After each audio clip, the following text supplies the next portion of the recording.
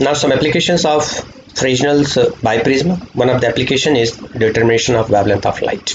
So we can determine the wavelength of a monochromatic source by using this biprism, and for which we require so in order to determine the wavelength of light, we require following operators. One is the optical bench, this is the optical bench.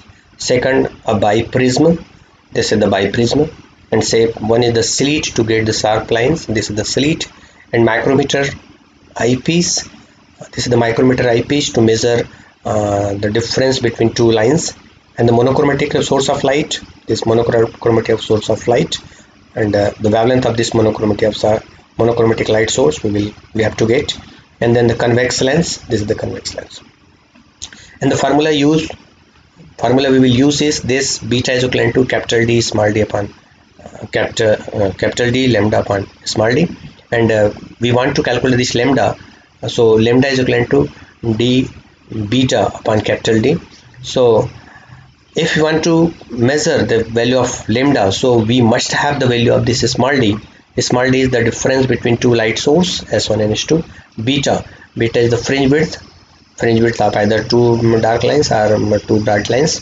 And capital D is the difference between that light source and the screen where we get that interference fringes.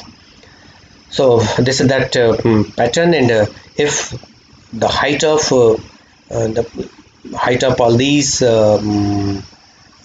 operators are identical and properly aligned, then we will get this type of dark and bright lines.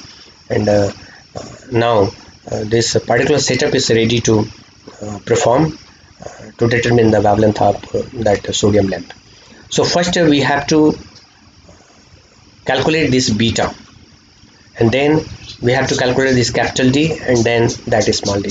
So that is capital D. The measurement of capital D is not much difficult, because this is the optical bench, and this is the biprism, and this is that eyepiece.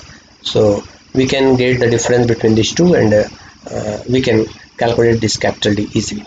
And what's about that beta? This beta, the measurement of beta is also not much difficult, because we have this micrometer screw, and in this micrometer screw there will be a cross wire.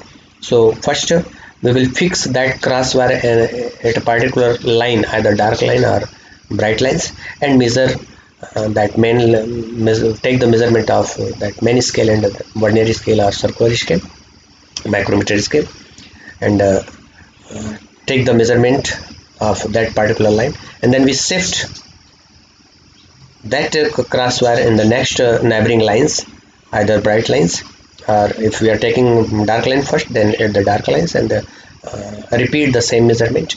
And the difference between these two measurement is actually that beta. So beta measurement is also not difficult by using that micrometer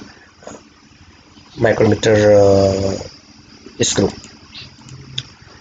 So measurement of beta and measurement of capital D, these are now completed. And now the measurement of small d. For the measurement of small d, which we use that displacement method. This is the displacement method. Generally this is given in 10th level physics or even in 12th class physics in the chapter of that lenses. So in this displacement method, we have two consecutive position of L1 and L2, where that position of source and that image both are interchanged and they're at the same position. So let's say this is that biprism. This is the images of this light source S1, and we have taken this 2D, and this is the first position of L1, and the micrometer screw is here. So this first S1 and this length L1, this will be the distance of object, and we will take L1 and this distance L2 as the distance of image. So for the magnification of lens L1, we will get U upon V, that is equal to D1 by 2D, and when we shift this L1 at position L2, then this parameter interchanged, and this will be now the value of v, and this will be the value of u, and then again this will be b by u is equivalent to d2 by 2d. So b by u multiplied by u upon that v, that is equivalent to 1. By putting this, we will get 2d is equivalent to root of d1 by d2. So if we want to calculate this d, that small d, the position, the difference, that, sorry, 2d here, that 2d, we have to get the value of d1 and d2. So that d1 and d2 can be measured easily by that micrometer scope. So again I'm just repeating. So first we have to put this L1 here, and that the position of u1 and v1 theoretically can be measured here, but we don't have to measure this u1 and v1, but we have to measure this d1 here by using that micrometer scope, and then we shift this lens somewhere here and get that fringes again, and then we measure small d2 by using micrometer scope, and by putting this d1 and d2 in this formula, that we can get the difference between two sources. So in formula, by mistake we have taken that d, but here in this calculation it is taken as 2d, so please don't confuse. So now we have to calculate the displacement of fringes by inserting one transparent thin plate in between one of the light source. So here we are putting a plate of thickness t in between this S1 p, and this is S2p, and we have to calculate that shifted in the fringe.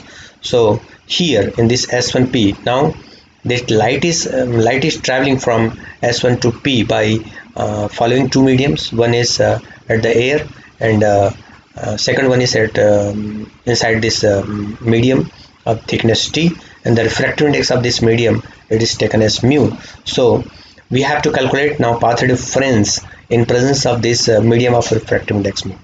So in order to calculate this path difference, we calculate the time taken by light to travel S1p with traveling through this air as well as this medium.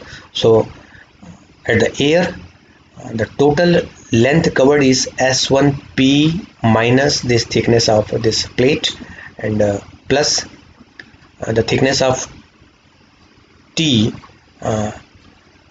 the velocity of that light will be changed, and that is now taken is equal to v.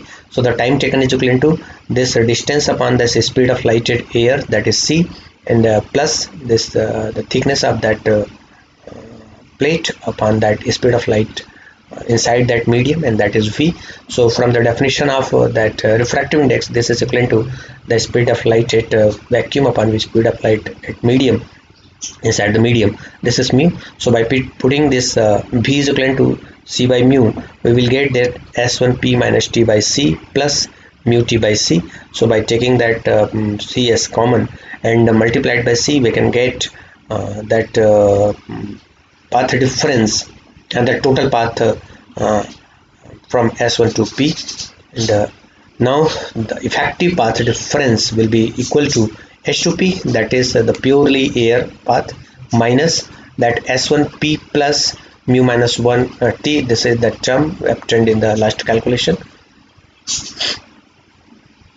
And now we calculating H2p minus S1p minus mu minus, simple mathematics is here, and let's say that OP is equal to xn, and distance of screen from slit is capital D, and S1 H2, this is the distance between two light sources d. So this we have to calculated this H2p minus S1p in our theoretical calculation as equal to small d by capital T multiplied by xn. So by putting this H2p minus S1p, we will get this d upon capital D multiplied by xn here, and this is that additional parameter, that is minus mu minus 1 d multiplied by t. So now we will use that conditions for constructive or destructive interference. So for constructive interference, this effective path difference is taken is equivalent to n lambda. So xn is equivalent to d capital D by small d n lambda plus that additional term mu minus 1 multiplied by t. So when put at the center that n is equal to 0, then we will get this xn is equal to, by putting n is equal to 0, and this is that term, and this is the shift for the fringes, so x not equal to d by small d mu. So simple mathematical calculation is here, and they say that original fringes, original length of that position of that fringe, and this is that additional one. So when we take the minus of these two, we will get that shift. This x naught is the shift in the fringe, and that shift is fringe is capital D by small d mu minus 1. So simple calculation is here, and I think student can perform themselves. So summary of this lecture. In this lecture, we have considered the three major parts. One is the Fresnel biprip theory and application, condition and destructive interference, and theory of fringes, and that shifting of that fringe by inserting one transparent plate. Thanks all.